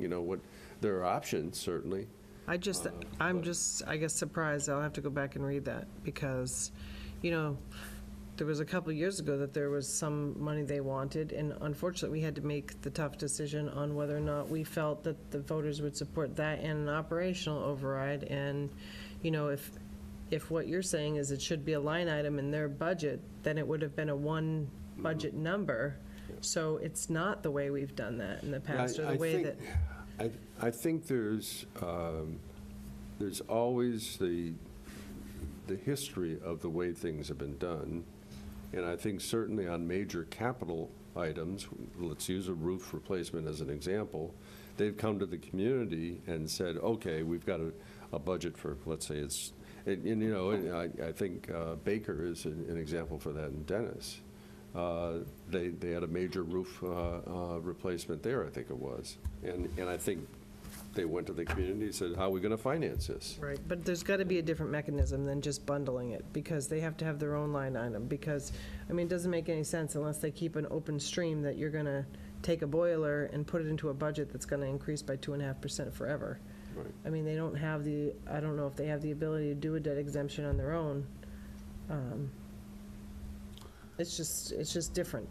I think part of the problem you'll find is if you check with the maintenance department in the school, they will tell you that they have requested from the administration certain level of funding to keep the building in the state they wanted to keep it in, but the administration made different decisions. So I think that's an issue too. Well, you know, we created a capital budget. We have money every year dedicated to that, and Exactly perhaps right. that they need to do their own and keep their own fund and plan. But ultimately, if they ask and it's part of their overall budget and it's not funded, then our budget gets impacted, which is where I have the concern with what your scenario is. Well, I think they certainly need to be, I don't know to say very more aggressive, but I think need to come forth with the plans for doing things and getting them accomplished, so. All right, why don't we have minutes of March, are we done on goals? Are there any other questions from the board at this point? Okay. We'll move ahead then to the 6:45, we're only 2 hours, an hour behind, yeah. To the approval of minutes for March 20th. Do I have a motion?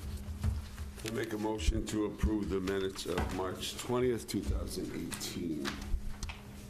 Second. Second, any discussion? Those in favor, please say aye. Aye. Opposed? Okay, we'll approve the minutes. Upcoming agenda. Do we have one in the packet? Yeah, there should be one in there. Yep, okay. So, next week, excuse me, the 18th, one question I have for you. Right now, this is what it looks like to be on the agenda. Doesn't look to be too long at this point, but it's up to you. I mean, we're going to get into the point where maybe you want to consider starting at 5:30 if you want, as we start putting on departments on for budget review. I won't be here next week, so. Yeah, so, the 18th. But so there like might you be a can make couple that of other call. items that come on, but You won't be here on the 18th? No, I'm gone through January 3rd.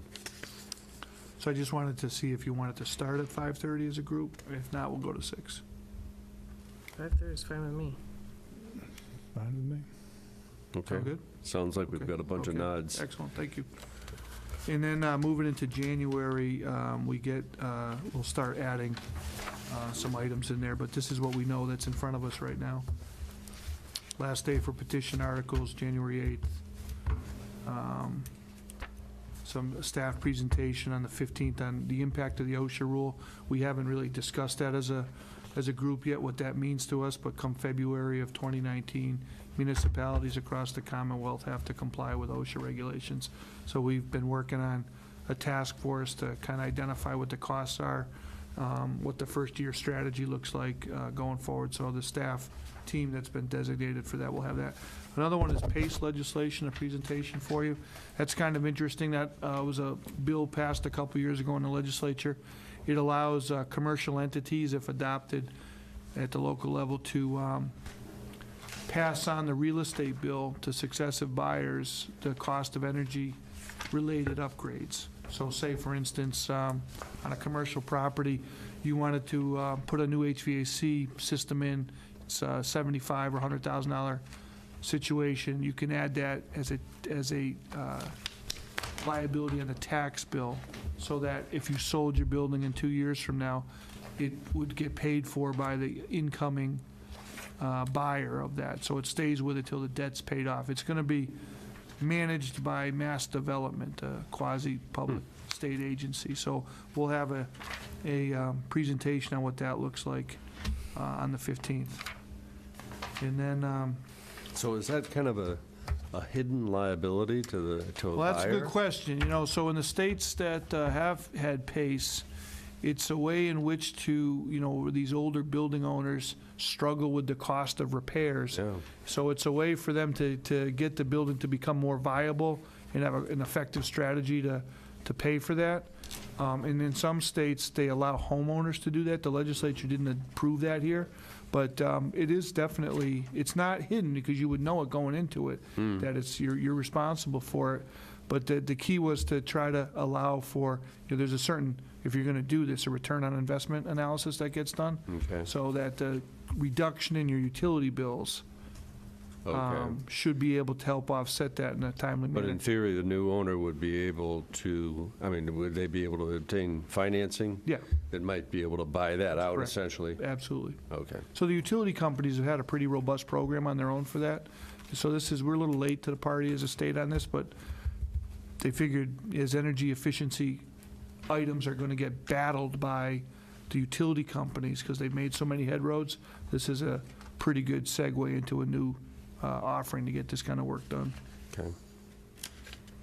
And then I've added on the 29th, that commercial properties valuation question that you had relative to what's going on with our property valuations and Right. cost comparison. So Andy Machado's been working on a presentation for you that he'll have that for you on the 29th. Okay. And then also we added on, it's time for the town administrator's annual review that night. Okay. In January? Yeah, Why? because it's a year. Another year goes by. We always did it right before the election, though. I mean, we've always done it in April, haven't we? Did it always No, we did We did it last because January. I remember we were at Bridgewater We're at when we did the Bridgewater. last one Yeah. because of the The great flood. the great flood of It 2018. just coincided with when Bill was hired. I always thought it was April. No, he came on, no, we hired him in November and he started in January. Okay. So it's, that's where we're at right now with the upcoming schedule. Okay. Any additions or thoughts on other priorities? Okay. See none other, Mark, any appointments? Not tonight. Okay. Individual items? Start at the other end, Mark? You know, one of the things that I'm very interested in is we have a new economic development staffer, and I'd like to see us at some point have an opportunity to talk about economic development. I'd like to know a little bit more about what this new person's going to be doing. I think it might also be helpful to introduce himself to us and the board. I don't see it as a long presentation, but you know, I think it's an important position in the community, and I think there's worth at least some brief discussion in terms of what he's up to and what he's going to be doing in terms of economic development. So that's one item that I'd like to. Another item that I'm interested in revisiting is we had a fairly robust discussion about infrastructure and road work, and with all of these road improvements that are coming up, the need perhaps to look at and consider how to tie in some of the other water or wastewater infrastructure. I think at some point it would be helpful to sort of revisit that conversation, because that seems like it's sort of very time critical, time sensitive. So I think that's an issue that I'm certainly, it's certainly on my radar screen. I know we got into it, and it was a fascinating conversation about how so many of these projects potentially are coming together, so I think it's worth revisiting that. I do think we need to be aware of the OSHA regs. I'm interested in knowing how that will affect us. In other communities, it's having quite an effect in terms of training and investments and a lot of time and energy in getting staff up to speed. And then there's the liability issue as well. So I think even a brief update on that down the road is definitely going to be something of significant interest to me, certainly. So those are just some items that I'd be interested in talking more about, Mr. Chairman. Okay. Mike? Pass them on. The only thing I want to say is the Yarmouth Professional Firefighters Local 2122 is doing the 5th year of the other Cape and Police and Fire Department's homeless, 17th annual homeless for the holidays. So they will be starting, the event is December 5th through December 9th, and they'll be located at Our Lady of the Highway, 1044 Route 28, South Yarmouth, Mass. They'll be staffing it for 103 straight hours, rain, snow, or shine. And come by, and they're asking for donations for Toys for Tots, Caitlin's Closet, and the Yarmouth Food Pantry. So again, that's for 103 hours straight, December 5th through 9th. Support our firefighters out there trying to make a difference, and they do a great job. Great. Eric? First, I just want to say there's a blood drive at the Bass River Run Gun Club tomorrow from noon to 6. I ordinarily don't mention these, but it's a rare opportunity to give blood twice in 2 days. You're not supposed to do that. The other thing is school joke. Give blood twice Oh, I in got it 2 now, days. okay. The other thing is, there are, I've gotten a lot of calls and texts and emails, well wishes from people around the town. And there's some rumors going around that I had cancer. I do not have cancer.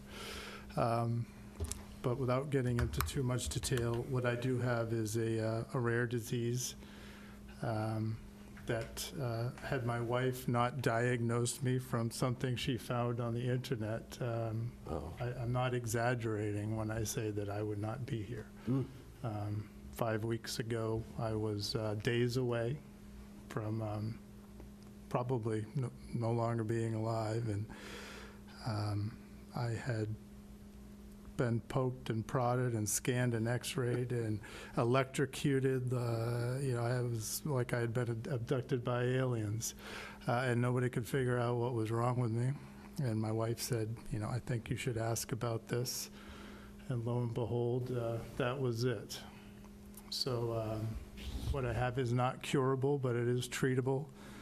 And with proper treatment, I'll make her regret that for a very long time. So thank you to all of you who expressed concern and wished me well. Hopefully the worst. I'm through the woods now, and I anticipate being able to resume my regular duties on this board and other subcommittees that I sit on. Beginning today, so that's good. It's nice to be back. It's nice to have you back. Thank you to everyone who contacted me or stopped my wife someplace and asked about me. You really married up. I really did. She still likes you, that's good to know. She still likes me. She liked me enough to save my life. There you go. So that's all. Thank you. All right, well, that's all great news at this point, Eric. So, and we're pleased to have you back. And I just want to say, as I said, I'm going to be traveling, going to see grandchildren and daughter and son, that both of whom are on the other coast at this point. So for the next 3 weeks, we'll be visiting them. My wife for 4 weeks, me for 3 weeks. So I'll wish everyone out there Merry Christmas and a Happy New Year, and to the board as well, to the staff here, and hope everyone really enjoys the holidays. So, thank you. Same to you, Norm. Thank you. Let's move on then to town administrator items, the consent agenda. So on the consent agenda, there's some donations to be accepted. There's also some requests to extend hours for a few of the establishments that are looking to do New Year's Eve events, the Bayside, Cape Cod, Irish Village, the Loft, and the Yarmouth House. And also, there's some of the annual notice of closings for a period of time for some of the restaurants that are liquor license holders. I'll So move the consent the agenda. renewals are going to come next meeting, just to let everybody know. There was a little bit of delay in inspections and processing, but all the ones that we're going to have applications for renewal will come at the next meeting. Now, Dan, the request for extended New Year's hours, they seem a little light compared to what we had last year. I don't know if maybe just others decided they don't want to do it, or they're late in getting their paperwork in, but I would assume if there's any others that are interested, we could put them on We the could. consent agenda for the next Yeah, meeting. and that's an interesting question, because we do know that the whole application process at this stage of the game has been a little bit light. So apparently, from what I understand, is if we had had a meeting for next week, it was likely we'd capture a lot of that. So, but that's a note well taken, that if anybody obviously comes in between now and then, we'll get it on the 18th I agenda. don't know if we have like a group email or something that yeah. Linda might have, or she might be able to contact Murphy and have Tom Murphy send out an email, Okay, just letting people know it's last call on the 18th. There won't be any more meetings. literally last call. Yeah. Literally. Last call. Good joke there. Do we have a second? Second. Consent agenda. Okay, I do have just a question. You know, we have $1,500 for the planks, and last year we didn't have money to repair storm damage. And, I mean, there's been an awful lot of planks that have been purchased. Yeah, I don't know what the individual status is of the plank program. Yep. So I can certainly run that information down for But, you. I just kind of ran those numbers in my head a while ago. There's got to be at least 100 planks that at least that have been purchased. Yeah, And that's saying, put a couple of zeros, you get $150,000.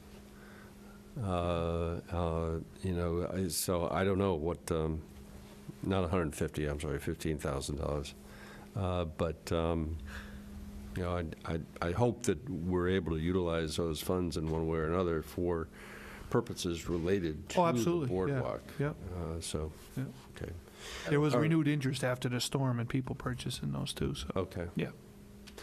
That All was right. part of the team that we had, I don't know if you remember Liz and Yes, Sean, they yes. did that, and it was for revenue generation, so Right, that's right. it yeah. wasn't necessarily for that. Wasn't being particular- dedicated, right, exactly. Never So earmarked No, for boardwalk. no. maintenance. It does cover the cost, obviously, of I think providing it the was plank, for but- beautification, actually, Yes, wasn't it? correct. Yeah, Yeah, yeah.